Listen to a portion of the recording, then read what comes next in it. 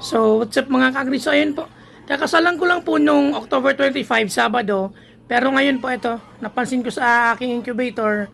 Hindi pa pakita ko sa inyo kung ano nangyari. So, ito po mga ka-agri yung incubator.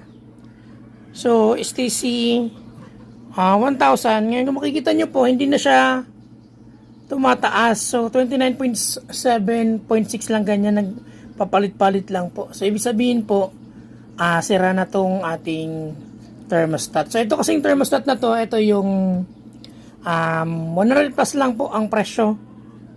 Ngayon po, nung bumila ko nito, nag-order na ako ng original na STC 1000. So ito po.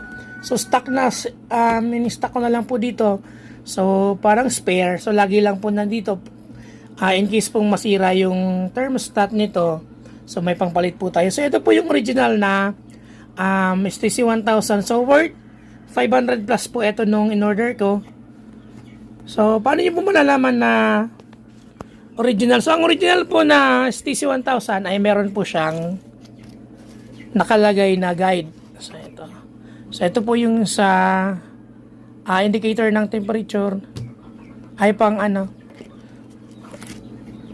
ng temperature gauge. Then ayun po. Eto, meron pong guide kapag original, yung 500 plus na STC 1000. Ayan po. Ito yung guide kung paano siya ikakabit at paano i-adjust. Ayan. Then, dyan po yung ating thermostat. So, papalitan ko po ito ngayon. So, ayan mga ka-agri, napalitan na po namin ng thermostat. So, ito na po yung sinasabi kong 500 plus na STC 1000. So, ayun. Okay na ulit po siya. So, 37.8 po yung stop ng heat niya. And then, magsisimula po siyang uminit ulit is 37.5. So, ayan po. So, ayan po sa mga interested na bumili nito. So, ito po yung original na STC 1000. Ilalagay ko po sa comment section yung link. So, check nyo na lang po. So, ayan lamang po and happy farming. At ayun, syempre gusto ko rin po magpasalamat sa kumpare ko. So, paring Ram, salamat sa pagtulong kasi siya po yung may-ari ng incubator, pinahiram lang po sa akin.